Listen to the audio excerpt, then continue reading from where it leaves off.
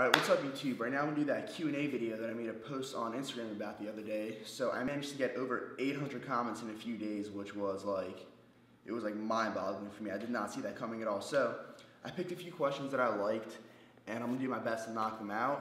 So yeah. But before we start that, we need to settle the whole arm wrestling situation. So I'm going to continue the video, the whole chest workout video, where it ended from the cliffhanger, starting now. 3, 2, 1, go. So, let me see that.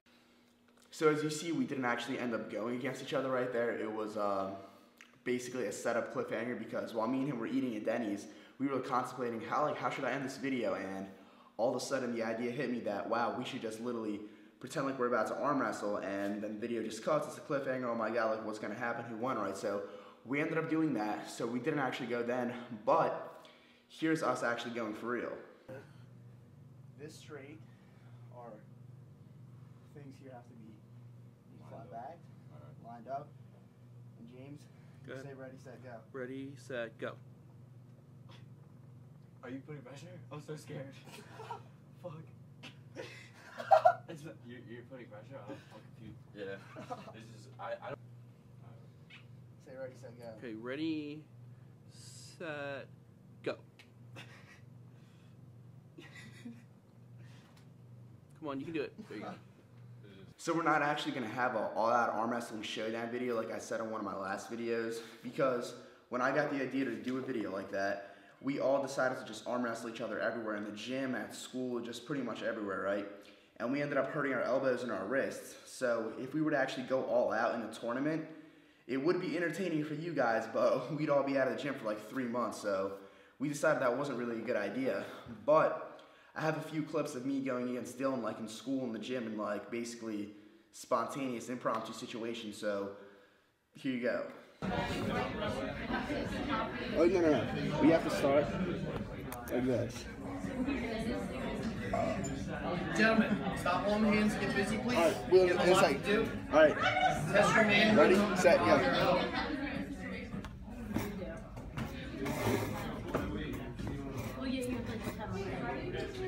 There's like nothing I can do.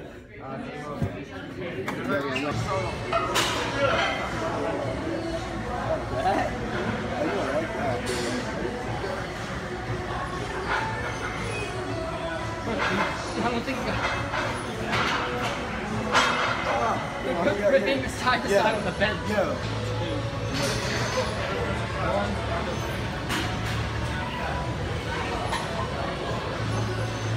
Oh! Recover. I'm going to tell you why this arm wrestling match doesn't count in a second. You both can't pull on the bench like that. Alright, first question. Do you work arms every day? It's like kind of funny because in some of my push day videos, right, where I say it's a chest workout or it's a push workout, I'll throw in like bicep work, and there's like a few people in the comments that absolutely lose their minds. Like they can't comprehend like what's going on. Like they don't know, are they dreaming, like what's happening? Which is like pretty ridiculous. When it comes to biceps, right, it's a slow twitch muscle, so you can basically hit it all the time pretty much. It's kind of like your calves. So for me, I curl basically whenever I feel like. There's like some weeks where I pretty much do curls every single week. There's also weeks where I'll only curl like 3 times a week. Basically, I like never worry about that. If they're sore, if they're not sore, it just doesn't matter to me. If I feel like curling, I'm basically gonna curl, but bare minimum, I'll do curls like twice a week. And for triceps, I pretty much hammer them on push days, and every now and then I'll do them on my deadlift days, which are pull days, because the very next day is an off day, so they get to like recover for an upcoming push day. But yeah, that's pretty much my take on my arm training frequency. I weigh more than you at around the same height, and I struggle with squat strength-wise. What do you do to up your squat training-wise? Basically, since I started training, right, I would always do a high bar style squat, and I basically worked up to 365 max doing high bar, and once I got to around that strength level, I basically plateaued for a long time, because no matter what I would do, it would just be so hard to increase the weight, because the high bar squats an Olympic style squat, so it's much less like muscular strength as opposed to the low bar squat, because when you're squatting high bar, when you're going acid grass and you're bouncing out of the hole, you can come out of the hole like 700 miles per hour, but if you have bad leverages like me, since I have really long femurs, once you hit that sticking point, it's basically like hitting a brick wall, and it's really, really hard to muscle it up from that point. So, like you said, if you're the same height as me, which I'm 6'2", by the way, chances are you have long femurs and basically unideal squat leverages. So what I'd recommend you do, and this is also what I did, I basically switched to a low bar style squat, and ever since I did that, I basically busted right through my plateau, and I was making strength gains, and my legs started growing and growing and growing again. So when you're squatting low bar, you could just overall muscle the weight much more because your posterior chain is much more involved. It's much more glute and hamstring dominant a lot more as opposed to the high bar squat. So yeah, basically highly suggest switching to a low bar style squat. And also, if you are already doing a low bar style squat, I would focus on really, really, really small, incremented, progressive overload, right? Make sure when you're coming into your workouts, you're in good conditions, like you've slept enough, you're well rested, so you're able to achieve that very small amount of progressive overload. And over time, that's gonna build up and make your squat stronger. So it takes patience, it's gonna take time. It took me a long time to squat 405, and 405 is by no means an impressive squat, and it took me forever to get there. So yeah, that's what I do if I were you. What's your plan for lifting? Do you plan on staying a powerlifter or becoming a bodybuilder?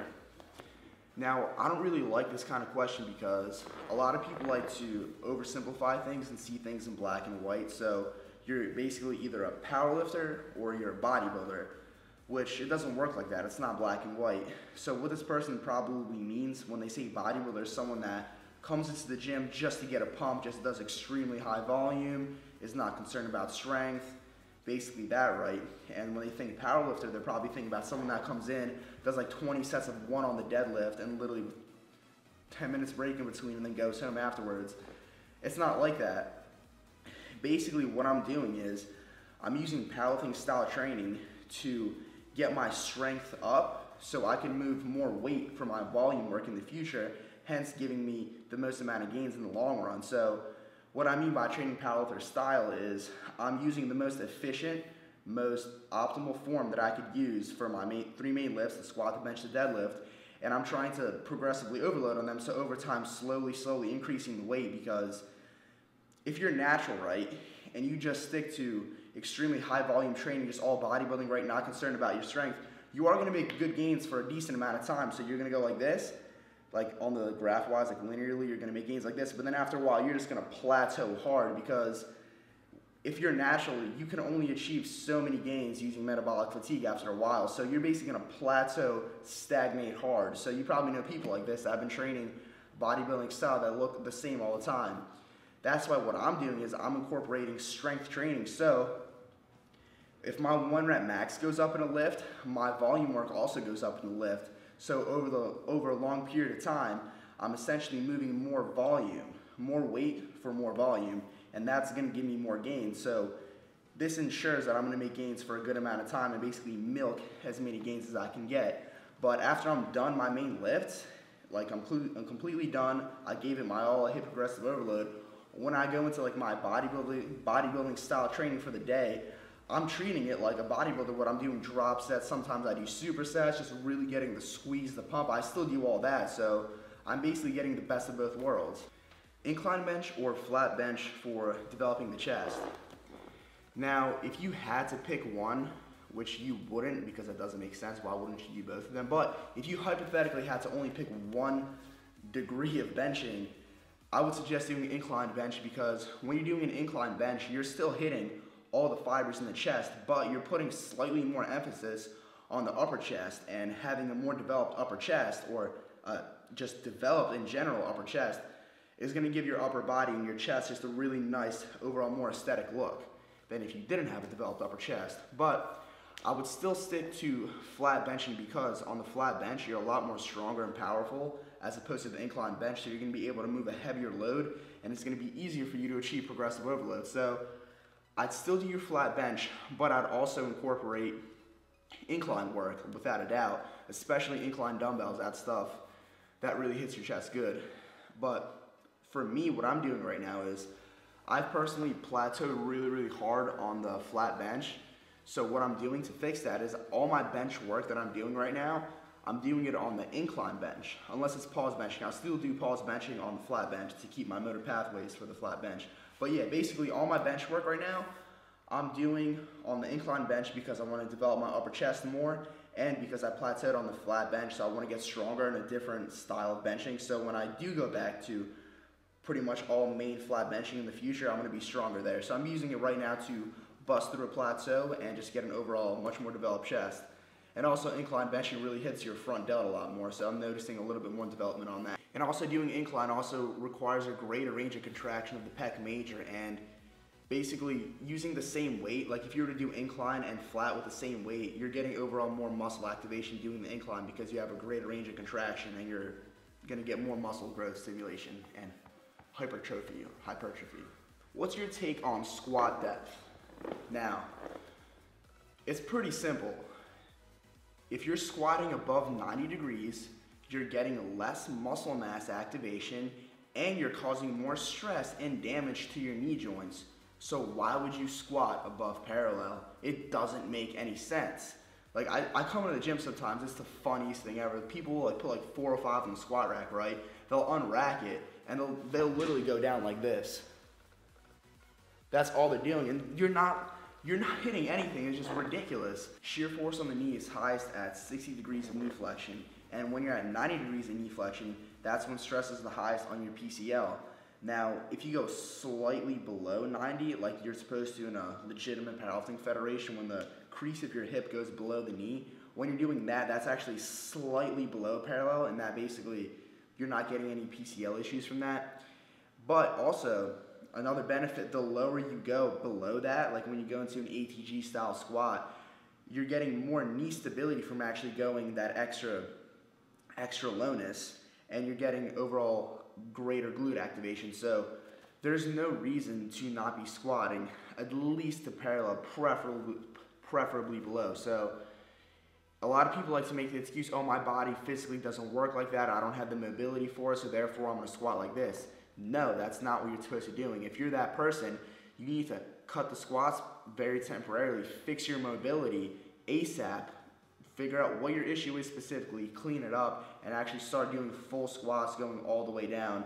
That's basically what you need to do if you actually want to become a successful squatter, or not injure yourself and get all the muscle mass that you can possibly gain in the squat. Is working out each muscle group more effective twice a week or once a week? I heard that twice a week is effective, but maybe too much. Now, most of your muscle protein synthesis after a training session is roughly 24 to 48 hours after you get done training. Afterwards, it severely declines. So why wouldn't you train a muscle group twice a week? It's just, think about it, in a month, right? If you're training it once a week, you're basically giving your body 4 opportunities to stimulate hypertrophy, versus if you're coming in twice a week, you're giving yourself 8. So it's just a lot more. And within 7 days, a whole week, you could easily spread out 2 sessions to train the same muscle group and be fully recovered and ready. So short answer, yes, absolutely. At least 2 times a week a muscle group, bare minimum. Have you ever played any sports before? Yes, I used to play ice hockey all the way from 2nd grade to freshman year of high school. I was going all out ice hockey. I have the same body type as you. I'm tall and lean. Can you give me any recommendations for gaining weight? I feel like whatever I eat, my body's metabolism just destroys it. So basically what he's asking is, he feels like he eats so much food and he's not gaining any weight, aka my problem. And there's a simple answer to that. You're eating X amount of food, right? And you're not gaining any weight. So gaining weight is basically like a math problem. You need to be putting in more calories than you are consuming. So you need to simply eat more calories. If X isn't enough, you have to increase it. Eat more food, and if you're not gaining weight, then you have to eat more food. It's as simple as that. There's no secrets, there's no magical remedies, you just need to eat more food. What time of day do you typically get to the gym, and does it affect your sleep? Ideally, what I'm trying to do lately is go to the gym directly after school, as soon as school's over, I have my gym bag with me, I have all my clothes, so I'll just drive straight to the gym, do my workout, come home, eat, homework, go to sleep. Now, when that doesn't happen, I unfortunately sometimes get home, like I'll need to take a nap in order to train, and that makes me go to the gym a little bit later. And yes, that does affect my sleep. It's like a big snowball effect, and I'm doing my very best to avoid that, but there's some days, worst case scenario, I just can't go to the gym after school for whatever reason, and yeah, it does affect my sleep, but I try to minimize that as much as I can. What's your take on recovery time? How often? When do you take rest days? When my training's going well and I'm going 3 days on, 1 day off, and if I do that consistently for a long enough period of time, my body adapts to the training volume extremely, extremely well. And like in the summer when my training was ideal, I got up to the point where I could have an all out, like 6 by 10 deficit deadlift day, like literally all out. And the very next day, my lower back has zero soreness and I'm 100% ready to squat. Like I could theoretically squat that day. So basically, yeah, when it comes to training like that, in that sense, if I train consistently for long enough and like build up basically my training volume, then yeah, I'm good to train whenever and I'm rarely sore.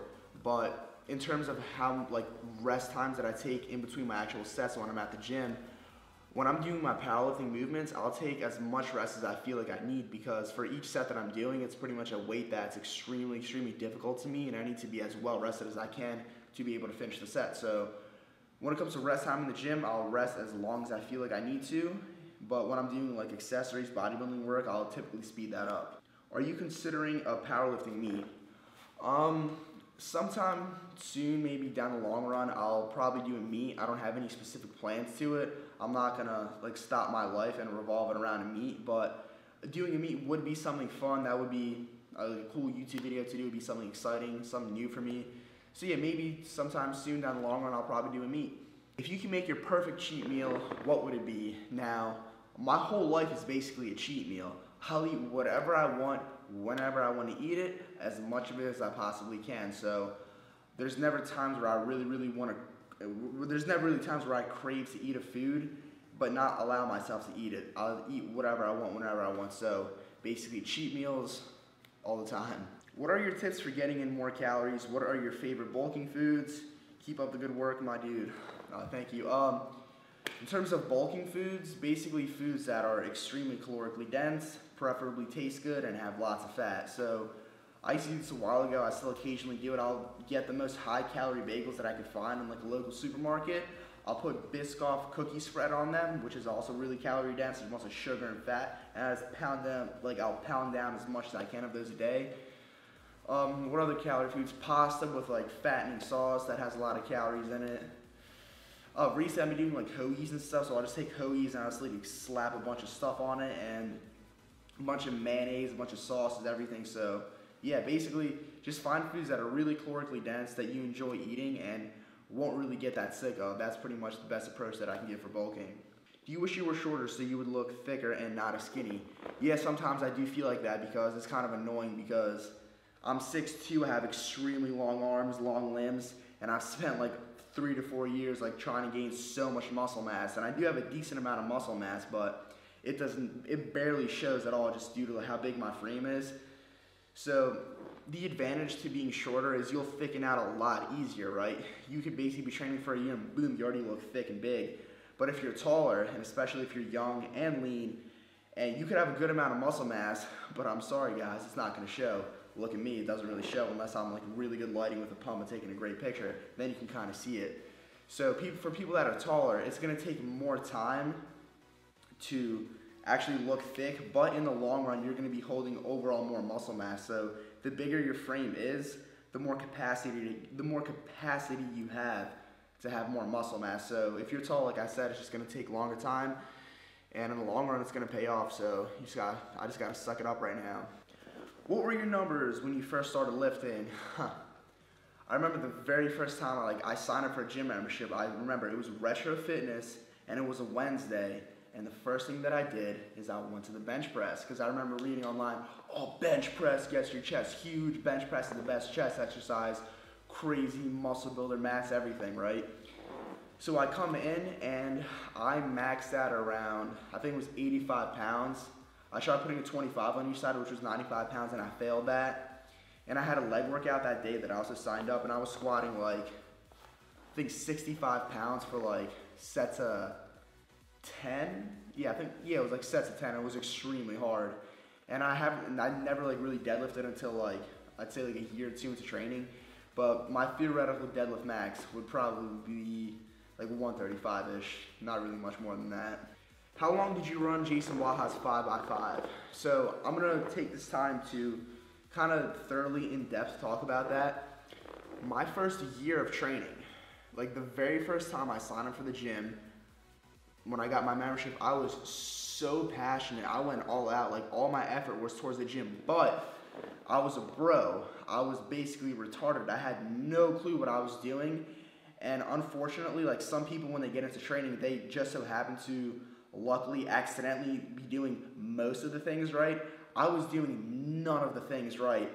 I remember I had a phase where I was like watching Vince Del Monte and Ben Pekulski videos, and I like got their program like the MI40, and they were talking about how you need to go like as light as possible, literally have textbook perfect form. So I knew the most proper, most efficient like form you could have for the hypertrophy, literally the 4-second eccentric, the come up and squeeze, just have perfect form on all the exercises. So I was lifting like that, trying to lift as light as possible, try to have the best form, training a muscle group once a week, and I was concerned with eating all clean foods, just all clean foods.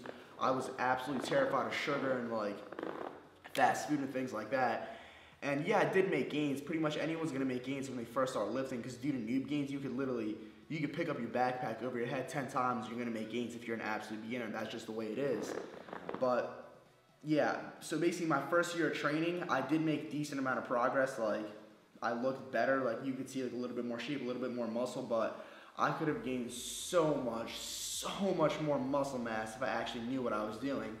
So in my transition to a more scientific style of training, I came across Jason Blaha's 5x5, and at first I was extremely skeptical that I saw 5x5 bench. I was like, how can you get a big chest on just doing 5 sets of 5 on bench in a day? Like, I just completely disagree with it. But of course, me disagreeing with it back then didn't mean anything, because I had no idea what I was talking about or thinking about. And when I went on his program, my strength just literally blew up. My 5x5 blew up. My 5x5 bench blew up. Everything blew up, and my legs got huge, because I was going from squatting once a week, doing a bunch of leg accessories and squatting just like a few sets, to squatting 3 times a week. When I started squatting 3 times a week, my legs were getting bigger by the day. They were getting huge, and my whole overall body just started getting thicker.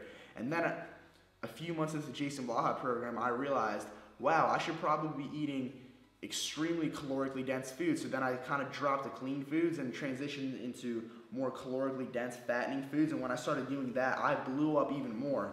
So that's pretty much when I started making gains. If I was doing that when I first started out, which I wish I was, I would look a lot better by now. I would have a lot more muscle mass. But that's just how it is. When anyone starts training, no one really starts out training 100% optimally, doing everything right. People make lots and lots of mistakes, and usually takes them years to learn. I'm actually kind of thankful that it didn't take me that long to kind of know what I'm doing. It only took me let's say a year and a half. But that's what I'm trying to do to you guys. I'm trying to tell you the mistakes that I made and what I would do if I can go back in time and start training as a kid. And basically that would be train not like a dumbass, not like a bro, actually eat calorically dense foods and really focus on strength and getting your numbers up, lifting safely, etc., all those things. So yeah, that's my little rant on the Jason Blaha program. Ryan Casey asks, when will we collab? #Sears. It'll just happen. One day we're just gonna collab. You'll see. He also asks, do you see yourself becoming someone who works full-time in the fitness industry?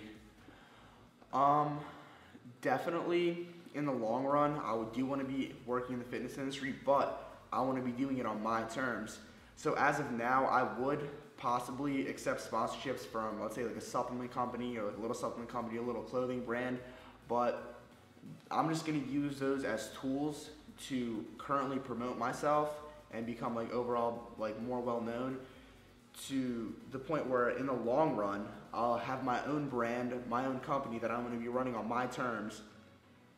I just don't want to be a puppet for a big name company just to sell people supplements, because it's really easy. You can just get sponsored by a big company and you're just advertising all their ineffective supplements, because there's so many supplements out there and just so many things that the fitness industry does that are just really unethical, and I just really don't want to be a part of that. So that's why when in the long run I actually create my own brand, I'm going to be doing things right. So that's pretty much it for the Q&A. If you guys have any questions on the questions that I just answered, if you want me to go into further depth or just any questions at all, like I said, just leave some comments down below. I'll do my best to answer them as soon as I can. So yeah, see you guys in the next video.